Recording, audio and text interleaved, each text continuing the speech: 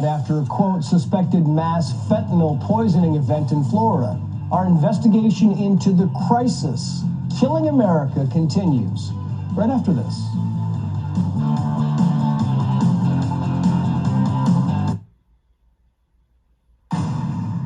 Well, they were arrested and set free. Now a warrant is out and the search is on for two men accused of transporting 150,000 fentanyl pills, enough to kill thousands of people. Former DEA Special Agent Derek Maltz is standing by. First to our senior correspondent, William Lajeunesse, live in Los Angeles. William. Well, Trace, indeed, the police catch these two alleged smugglers with enough fentanyl to allegedly basically wipe out a full small town. The courts let them go, and now they want them back. So that new warrant is a reversal. And the question is, why did it happen in the first place? 10 days ago, police arrest these two men for trafficking close to $1 million in drugs, 4 pounds cocaine, 150,000 fentanyl pills hidden in the truck, sniffed out by Bruce, the drug dog. Yet hours after booking, both get released with 0 conditions. Now a new judge issues the warrant and preemptively sets bail at $2 million each so it doesn't happen again. The DA blames the probation department for using a computer program alone to determine the pair should be released. No mention of the crime, the drugs, the value, or the flight risk. They face 14 years in prison. Probation blames the courts, saying only judges release inmates, not them. Then the court blames the DA for failing to file charges immediately or a detainer to keep them in jail. We need to stop the weekend releases, not only here in Tulare County, but across the state. No pretrial risk assessment should be considered by a judge without at least a factual basis to some degree. I think we, like I said, stop playing word games. Let's call it a recommendation. Let's stop pointing the finger at who's at fault, and let's solve this problem going forward.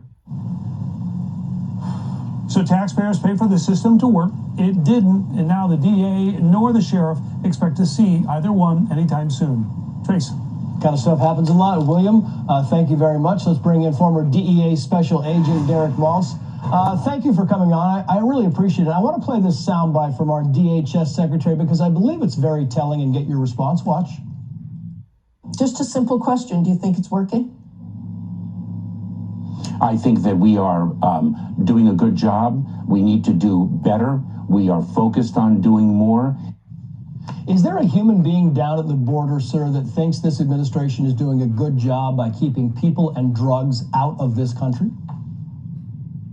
The secretary continues to lie to the American public, just like when he said they had operational control of the border.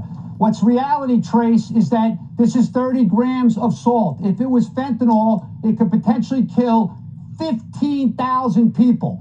So the judge out in California lets these guys, they release them out to the community. Meanwhile, we have record levels of death and destruction for our families around America. So it's a disgrace, and it's very discouraging to the taxpayers and to law enforcement who work very hard every day. And we should note out that fentanyl deaths surpassed 100,000 people in this country. The founding member of the Florida Harm Reduction said the following, quoting here, "We are not fighting a war against drugs. We are fighting a war against fentanyl poisoning." Is that a fair assessment, sir? Yes, 100%. And thank you, Fox, for calling it fentanyl poisoning. It's not overdoses. Overdoses were happening for years with the opioid pills. Now we have death and destruction from the Mexican cartels, chemical weapon coming in from Florida. Look at it over the weekend in Gadsden County, Florida, 9 dead, and we don't even know how many more are going to die. The DEA was very proactive and warning the public as soon as this happened, but it's happening all over. We're seeing an escalation of mass fentanyl poisonings, Trace. This is historic. This is nothing we've ever seen. We can't call it overdoses anymore. It's not. It's different. And the public has to wake up. We lost the Baltimore Ravens kid with a promising future. Jalen, he died last week. They announced, well, they confirmed it was fentanyl poisoning last week. But this is happening in professional sports, celebrities, and all these kids in regular families. No one's speaking out about it. The border czar's MIA. No one's addressing it, and the White House is silent. I would say that people are speaking out about it, sir, but the people who are speaking out about it, now they're being accused by many of being hyperbole, of talking about this in a hype way. And how do you feel about this? I got 10 seconds left for you. Well, I talk to the families every day, and they're finding their kids blue in their bedrooms as young as 13 years old. That's not hyperbole. That's reality. So people better get out of this world that we're in and start facing reality. The future generation is dying, period. Yeah. Derek Maltz, great to have you on, sir. We appreciate it. Thank you. And as he points out, 2 Thank you. milligrams of fentanyl, 2 milligrams can be lethal.